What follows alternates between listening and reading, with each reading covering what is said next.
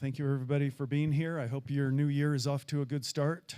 Hope your resolutions are still intact on this 6 days in. You know what they say about resolutions? In one year, out the other. Thank you. That'll be the end of my attempt at humor. Our topic is a pretty serious one, managing risk, and we'll get started with some definitions that include danger and death and injury and other undesirable outcomes in a general sense. In a business sense, hopefully we're not quite so dangerous, but that can happen even in business. So generally in business, we're talking about a degree of uncertainty or the chance of something happening that we don't want to, mostly losing money, whether it's an investor or if you're a founder, an entrepreneur, you don't want your own company to go under, to lose money. So those are the types of risks that we're talking about. There are lots and lots of business risks. Years ago, I was an economist with Texas Instruments in Dallas, and we would study other countries. We'd look at country risks, so the top one on the right there. And we'd look at all of these other factors and write reports to senior management, and they would take that information and decide where to build their next billion-dollar fab or fabrication center that would manufacture semiconductor chips. And so lots of risk analysis went into that. So that was an interesting experience for me and some early exposure to risk analysis. So fill in the blank. The job of blank is to manage and reduce the risks inherent in any ventures. Anybody? Everyone? Okay.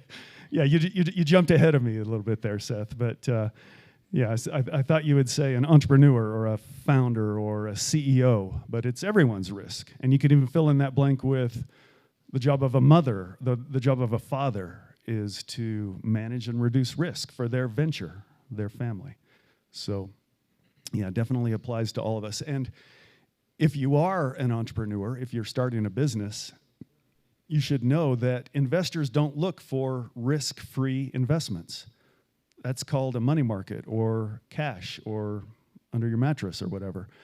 The job of an entrepreneur is to manage that risk and turn that risk into a profitable, a valuable venture. Love this quote by Mike Moses. He's space missions and safety president for Virgin Galactic, and talk about business risk of danger and death and injury. His job was to get a billionaire into space, and that's who? Not Bezos. Who's Virgin? Branson. Yeah, Richard Branson. So he said there's always risk. It's how you manage that risk that makes the difference. You can do risky things if you know what the risks are and you have controls in place to manage those risks. So love that. And I think it definitely applies to a business venture or any other kind of a venture that we might be engaged in. So lots of tools to analyze and manage risk. We're all familiar with now I can't even think of the name, SWOT analysis, strengths, weaknesses, opportunities, threats. That's really usually thought of as a strategic tool, but it's really a risk analysis tool to look at internal strengths and weaknesses, external opportunities and threats, and kind of systematically go through and determine how you can marshal resources and manage risk. Porter's 5-factor analysis is another good tool. And that factor on the right there, power of suppliers, is especially predominant now where we have supply chain issues. And that's a risk or a threat to your business if you can't get the raw materials that you need. Or if there's a so-called great resignation and you can't get the people that you need for your business. So that's a way to look at risk. Here's another tool. This is a Venn diagram. And if yours is anything like mine, then maybe you shouldn't be an entrepreneur. right? And that's perfectly fine, because somewhere between 95 and 99.9% of the population should not be an entrepreneur. It's definitely not for everyone. But if you can find a way to combine what you are good at, what you like to do, and something that actually makes money, then maybe you could be a successful entrepreneur. But this is a way of analyzing that risk. Here's RevRoad's Venn diagram that we came up with early on, and we even factored in some risk management to this in and of itself, thinking, okay, if RevRoad doesn't succeed, we can go into the business of alliteration. But if you can kind of think through, what are your resources? What is available out there? What's the opportunity? What's a geography? What's a space? What's a problem to solve? These are tools for analyzing and managing risk. Okay, we're going to look at a case study, actually 2 case studies. Number 1 is Journey Front. Good friend Daniel Ash is here. Daniel, come on up. I'm going to pass the mic to you momentarily. I'll just pass the mic. Less risk that way. Here's kind of a generic revenue chart over the last few years. And I think I joined your board in about 2018 when we brought Journey Front on, and we did a safe investment, and something Joel talked about last time. Very risky. But you can see from this chart that Daniel is very good at managing, identifying, reducing risk. That's what I see in a chart like this. So they just had a capital raise that was closed when mid-quarter, last quarter, fourth quarter, and you're about to make a public announcement on that, so we won't make any specifics. Suffice it to say, Journey Front is now RevRoad's most valuable portfolio company overall in terms of total market cap. Good job. So Daniel, take it from there. Thank you, Bart. So can I see the clicker? I confess, I love this topic. I also hate this topic. Who loves risk? But I have been thinking about risk nonstop for the last 5 years, whether I like it or not. And for those who've started companies, you can identify. I've thought about it in the shower, when I'm mowing the lawn, when I'm driving to work, when I'm at the gym, probably more often than I should have when I was on vacation. When you found a company, you can't help but always be obsessing over the risks of your business because they stare you in the face daily, right? And anyway, so this is an important topic. I'm passionate about it. I'm honored to be here and share just a few thoughts. I feel like we could talk about this for hours. I'm just going to talk for a couple minutes and share a couple things that were top of mind. Before I dive in, I wanted to get a feel for the audience. How many people here are currently working at a company? Okay. How many people are founders? How many people are working at a company with less than 3 employees? How many 3 to 15 employees? How many 15 to 50 employees? 50 plus? Okay.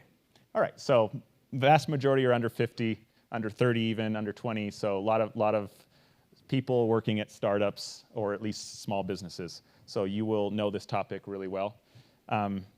The couple of the principles and tips and even stats I wanted to share today are just from my and the Journey Front team's experience managing risk over time. The first is kind of a fundamental principle, which is when you start a company, you want to really make sure that you're solving a problem that actually matters.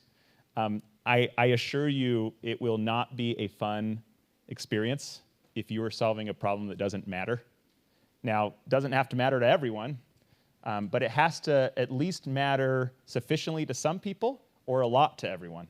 Or I should say a little to everyone or a lot to some people, right? But I think this is the first thing that I wanted to emphasize, because one of the things we had going well for us at Journey Front, I believe, was we knew, so we're a hiring software and we are looking to fix hiring. We believe hiring's broken, and when a person ends up in a role they don't fit, that causes that person a significant amount of pain. And the company also suffers a lot. A lot of business owners will say the worst experiences they ever have came from bad hires, whether it was lawsuits or just big, massive failures or turnover or whatever, right? So we knew we were, at least despite not being perfect and having a lot of things wrong at the beginning, we at least knew we were solving a problem and that mattered. And when you're solving a problem that matters, it gives you time to figure it out and to iterate and to pivot. There's many ways to go from A to B and many ways to attack the problem, many different solutions. But if that is not in place, if you're not solving a problem that matters, there's not any way to iterate yourself out of that, right? So that's the first thing you want to do. And you want to be careful when you're talking to people. There's a great book I've mentioned multiple times called The Mom Test. What to do when everyone you're talking to is lying to you, like your mom would when you say, Mom, here's my business idea. And she says, that's great, right? But it's your mom, right? And so at the beginning when you're starting a company, you really have to talk to the people who are experiencing that problem, even maybe before you mention your idea, and validate that it's actually a problem, because it will save you a lot of pain and heartache later if it's not. So that's the first point.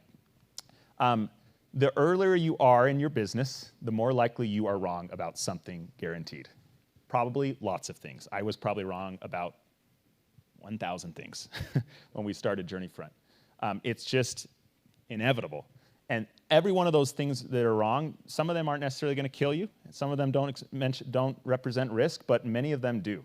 Many of the assumptions you have going in, that this is a problem, or that this is what customers think about this problem, or that this is the right way to solve that problem. Those are significant risks that will kill your business, and you're probably wrong about something. Some aspect of the problem, some aspect of how you're tackling that problem, your solution, but you're wrong about something. And I assure you, I know this really first and foremost, firsthand.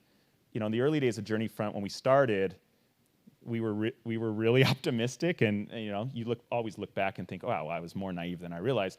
There was a company that about a couple years before had started a company similar, trying to solve the same problem. And of course, they came and they made some rounds here in the Valley, and then they failed after a couple years. And we wanted to talk to that person, right, to manage risk, to figure out why they failed. And we explained what we were doing, the problem we were solving, and how we were tackling it. And he looked me in the eye, and he said, if you continue down this path, you will fail.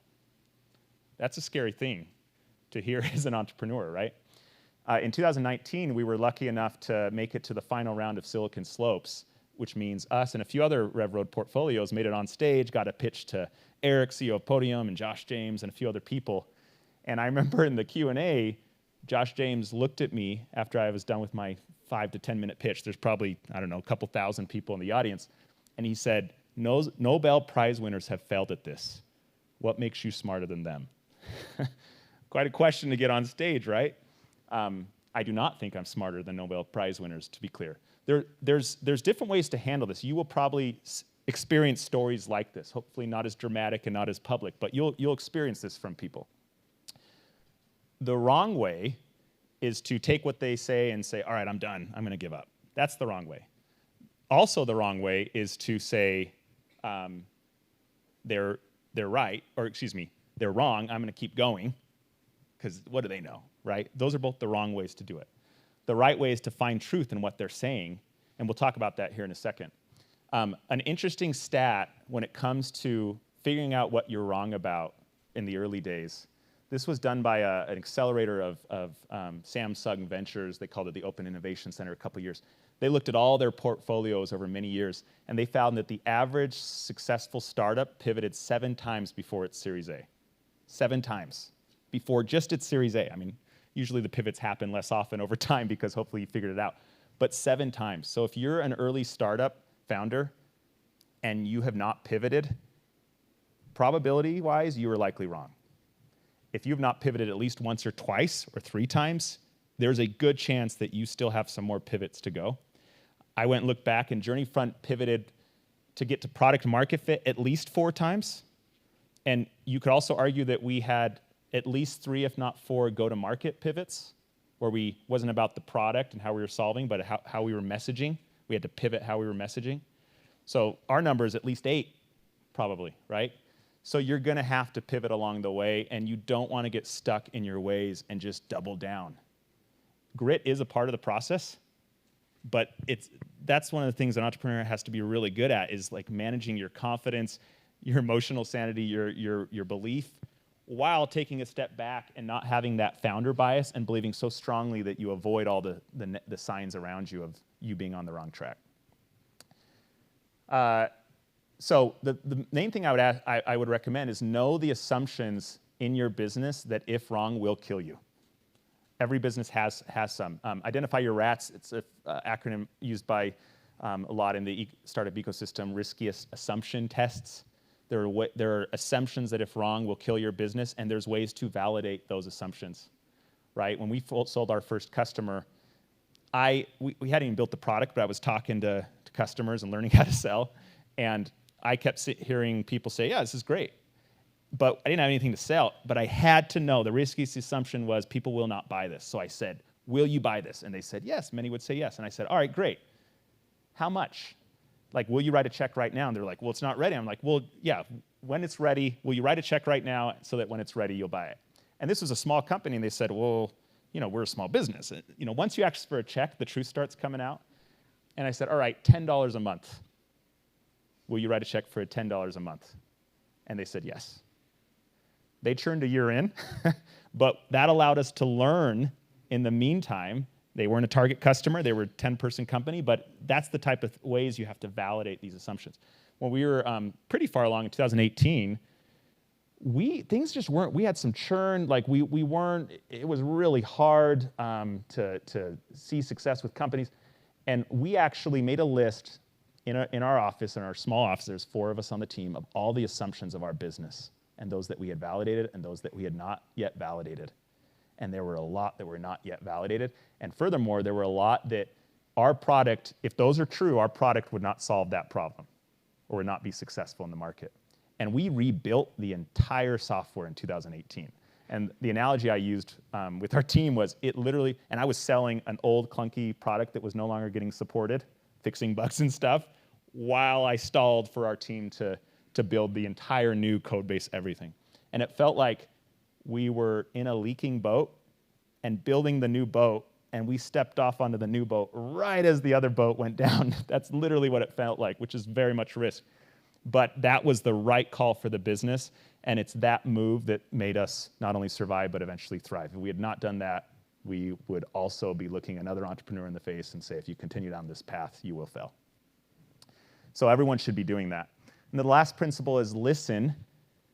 This is a word, as an extrovert, I don't think I was as passionate about this word in the early years of my life. I am now so passionate about the word listen. Listen with your eyes and with your ears, which is to say, listen to what people are telling you, customers, advisors, former entrepreneurs, and observe as well what people are telling you, the truths that are there, regardless of your emotional and stressed reaction to what they're saying. Listen to customers, industry experts, those who've come before, in that order. And come before, I mean, recent former entrepreneurs, things like that. The entrepreneur that said, if you continue down this path, you will fail, right? We listened. Tell us about your story. What happened? He says, we never got our hiring software to be essential. It was like an assessment that people would try, right? They would try this assessment, but they never got that product to be essential for companies. And so companies would use it, but then they're like, well, why are we still using this little assessment that candidates take when, our hiring managers don't use it? Let's just keep using our own product. They never made it essential. And so we looked at that and we listened and we said, we have to make Journeyfront essential, or Journeyfront will not be a product companies continue to use. And so we took a step back, we saw why they failed, and we said, all right, what's more important than a dinky little assessment on the side? A company's whole hiring process. So it said, we got to span the product to the whole hiring process and all the insights a company finds essential to making hiring decisions. And that led to a product change. Josh James, when he said Nobel Prize winners have failed at this, what makes you smarter than them? We said we are not smarter than them. So what was it about Nobel Prize winners that caused them to fail? And we said they tried to make one assessment that all companies would use that would lead to perfect hiring accuracy. And the reality is, there's not one perfect hiring process because every company, every job's different. So that led us to customizability in the product to where you can measure whatever you want, right? And so we have unique formulas at the company level, not one assessment to rule them all, because Nobel Prize winners went down that path for 20 years and failed. Why do I want to go down that path for 20 years and failed? Another thing we saw is there's a lot of cynicism around hiring. Everyone, because by the time you're age 2, you start judging the world and people around you. Social media has taught us that having opinions is very easy today. Doesn't take much brain power. So we learned that cynicism of any outside tool, we can flip that and use that not as a risk that will cause us to die, but as an advantage, because if there's cynicism, that means nobody has a clue what's going on with hiring. And if we can be the solution that actually tells you what's working and what's not working, we can use that cynicism and actually make it not a risk, but an advantage for us. So that led to a change in how we were selling our product and us tracking data on hiring data and analyzing against hiring outcomes, performance, retention, so that companies know what to tweak in their hiring process to get better. So those are examples of how we use those stories. We listened, and then we used it to change how we sold the product or how we built the product. The last quote I wanted to just leave on is, your first 200 complaints that you will hear as an entrepreneur are more important than your last 2,000 compliments. It is what you do with those first 200 complaints that will determine if you even make it to the last 2,000 compliments. So you want to get out there in the market as quick as you can and hear those complaints and listen both with your eyes and ears to what they were and evaluate how we can adjust how we're going about things, what we're building, how we're selling, the messaging to accommodate what those complaints are, because every one of those is a potential risk that could cause you to die as a company and not succeed with customers. So that's all. I'm going to stay after for any Q&A, but I wanted to leave a couple thoughts. Appreciate it. Thank you, Daniel. Stay up here for just a minute. I'm going to ask you a question right now, and then they can ask you more later. So Daniel's absolutely right. He listens to his employees, his customers, his board even, and that's yielded remarkable results. You've overcome a lot of risk early stage. You're still early stage in the grand scheme of things. In getting an offer and eventually taking that offer to raise over $10 million at a nice valuation, which I won't I won't spoil what the valuation was, but you went to your board and you said, hey, there are risks and rewards of taking this or of not taking this. Talk just for a minute about what those risks and rewards were that you saw, mainly the risks. With raising around that big? Yeah, so no surprise here. When people give you money, they're going to want you to give that money back eventually with a lot more money on top of it, right? So the larger the round you raise, the more they are going to expect you, the larger they are going to expect you to reach in terms of your valuation as a company before you exit. So if you're comfortable with like a $10 million exit, which is life-changing for all of us, don't raise $10 million because they won't let you do that, right?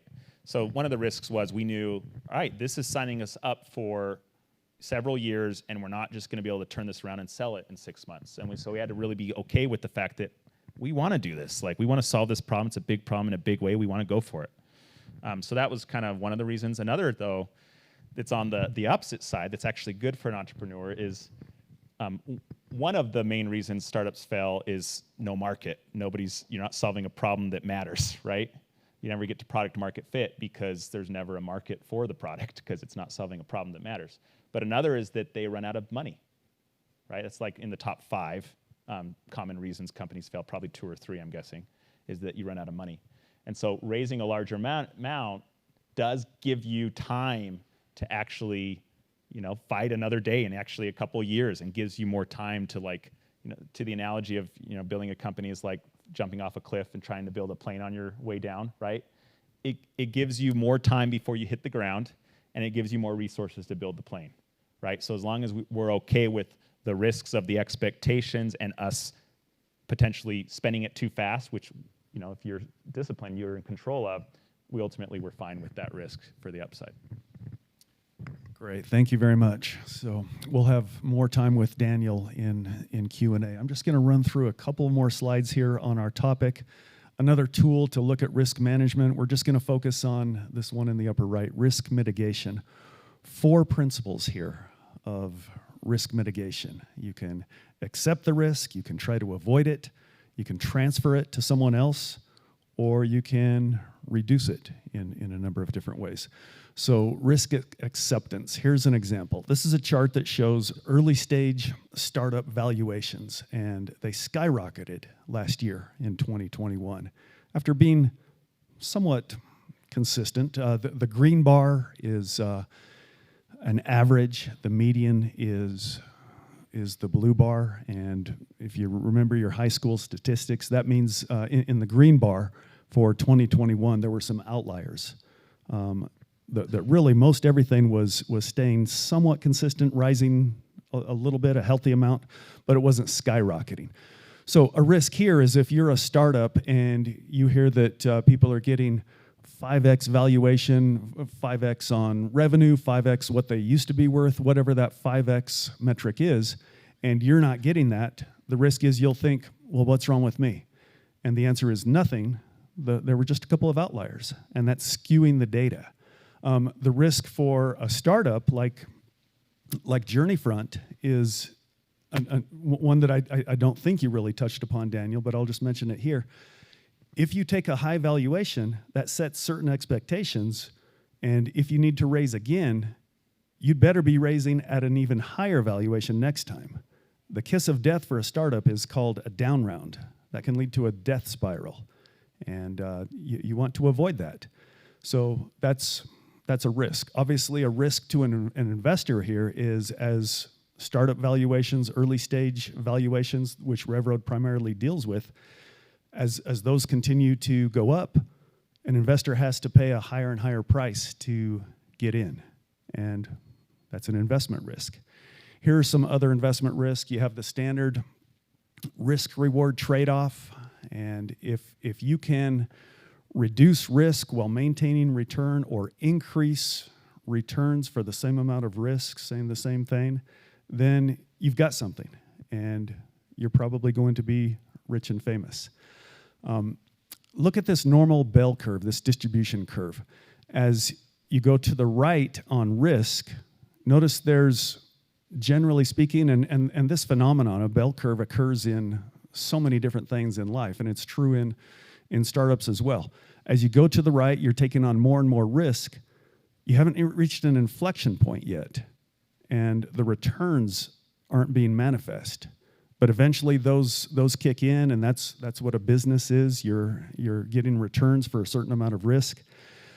At some point, those returns might cap in a percentage basis. A software company can get 50, 60, 70, 80% margin, profit margin, and that's a great business.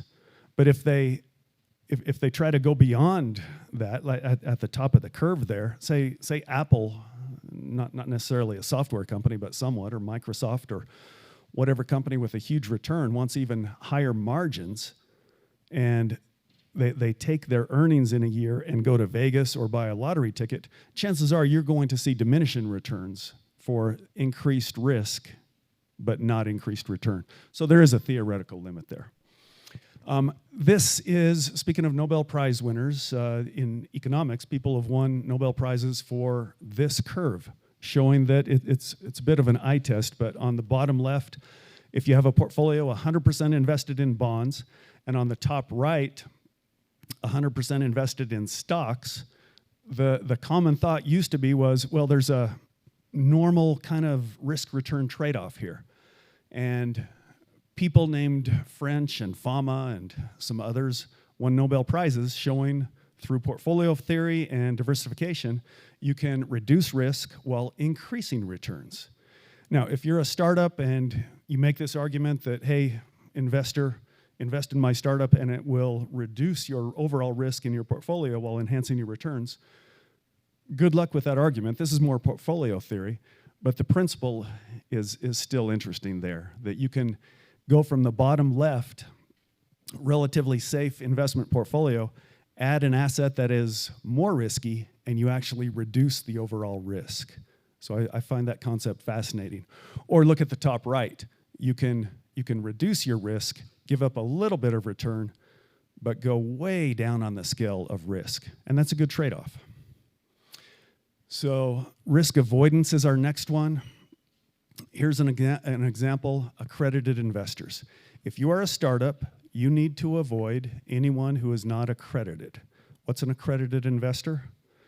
Here's the definition. It goes back to the Securities Act of 1933.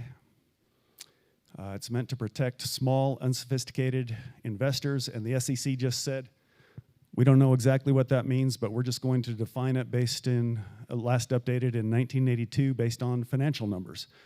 If you make $200,000 a year, or if you're married, you have to make $300,000 a year for the last 2 years, you're accredited. And the SEC says, if you make that much, you must be able to withstand and bear the risk of a private equity investment. Or if you have $1 million net worth, not including your home, you're accredited. And think in terms of 1992, we had double-digit inflation, interest rates were 20% and above, and in essence, since the SEC hasn't changed the definition financially in that time period, they've kind of let more and more people participate there. But that's still the benchmark. You can also participate in private equity deals if you're part of the company. They figure you have the information to know whether that's too risky for yourself or not.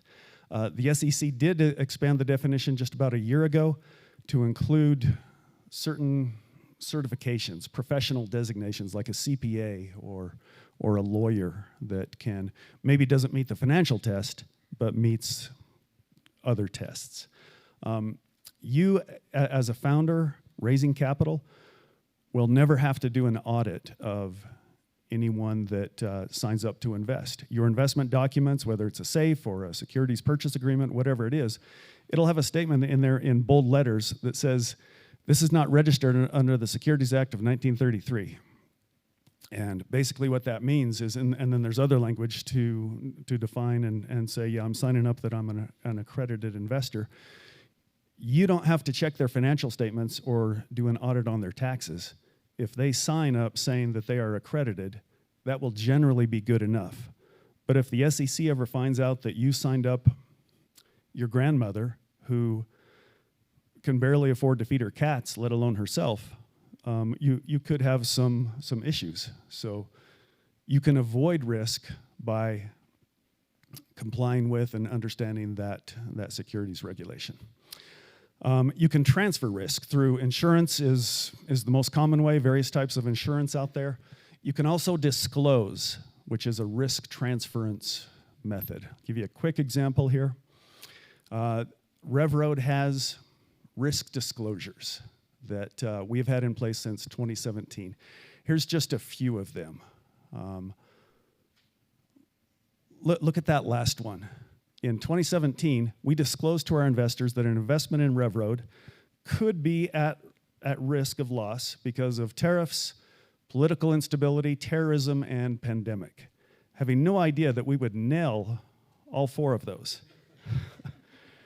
Think of the implications on this January 6th deadline of domestic terrorism and political instability and what that could do to the free enterprise system. So that's a way of transferring risk. Great quote there. We don't have time to read.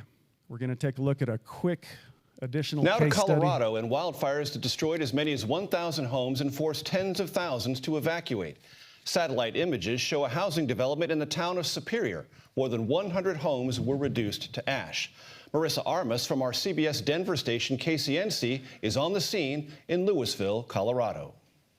A combination of hurricane-force winds and wildfires left a trail of devastation across parts of Boulder County, Colorado.